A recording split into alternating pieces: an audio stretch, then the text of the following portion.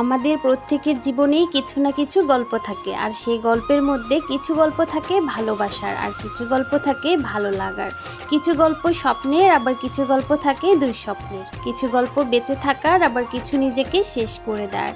এই পৃথিবীতে অগণিত মানুষের জীবনযাত্রা শুরু থেকে চলতে চলতে একটা সময় আসে জীবন শেষ হয়ে যাচ্ছে, ও পৃথিবীর বুক থেকে চিরতরে চলে যাচ্ছে। আর এভাবেই চলছে যুগের পর যুগ ধরে বিধাতার লেখা প্রাকৃতিক নিয়মে।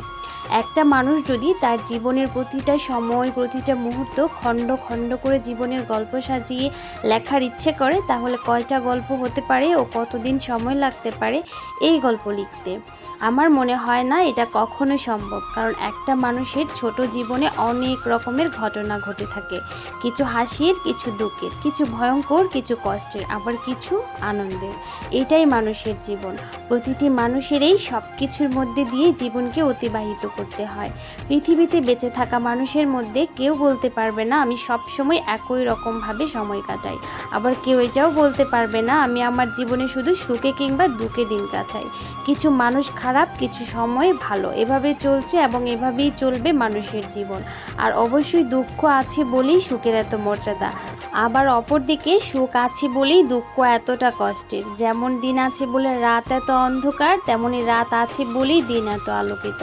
একটা আরেকটা থেকে কোনো অংশে কম নয়, একটা আরেকটার উপর সম্পূর্ণভাবে নির্ভরশীল। সুখের সময়গুলোতে আমরা যেমন অনেক বেশি আনন্দে থাকি, ঠিক তেমনইভাবে দুঃখের সময়গুলোতেও আমরা অনেক বেশি কষ্ট থাকি।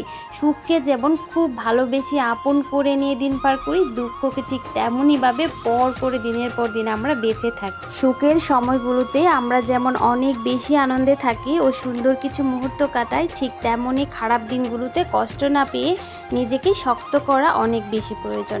একটা কথা আমাদের মনের মধ্যে সবসময় রাখতে হবে, আর সেটা হলো যা হয় সব কিছু ভালোর জন্য হয়।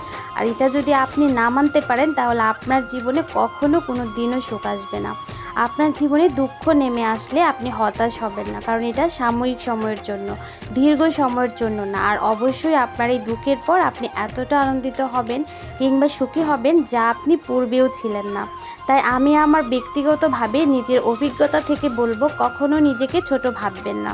আপনিও শেষ হয়ে গেছেন এমনটাও মনে করবেন না, কারণ সুখ আর দুঃখ, ভালো সময় ও খারাপ সময়, এই সকল কিছু নিয়েই আমাদের এই ছোট্ট জীবন। এটাকে মেনে নেওয়াটাই আমাদের জন্য বুদ্ধিমানের কাজ হবে। আর আপনি যদি এমনটা চিন্তা করেন যে আপনি কখনোই কষ্ট কিংবা দুঃখ চান না, সারা জীবন সুখে থাকতে চান, এমনকি আনন্দের সময় পার করতে চান, সেটা কখনোই সম্ভব না। কারণ একটা জিনিস একটু ভেবে দেখবেন, আল্লাহ দুনিয়াতে প্রত্যেকটা জিনিসেরই না এপিঠ আর ওপিঠ দিয়েছে। তাই সুখ যেমন আছে দুঃখ থাকবে, আর দুঃখ যেমন আছে সুখ থাকবে। আর এটা মেনে নিতে পারলেই জীবন অনেক বেশি সুন্দর, অনেক বেশি। আজকের ভিডিওটা এই পর্যন্তই। কেমন হয়েছে অবশ্যই জানাবেন। ভালো লাগলে অবশ্যই একটা সুন্দর কমেন্ট করতে ভুলবেন না। আজকের মতো এখানেই শেষ করছি। আল্লাহ হাফেজ।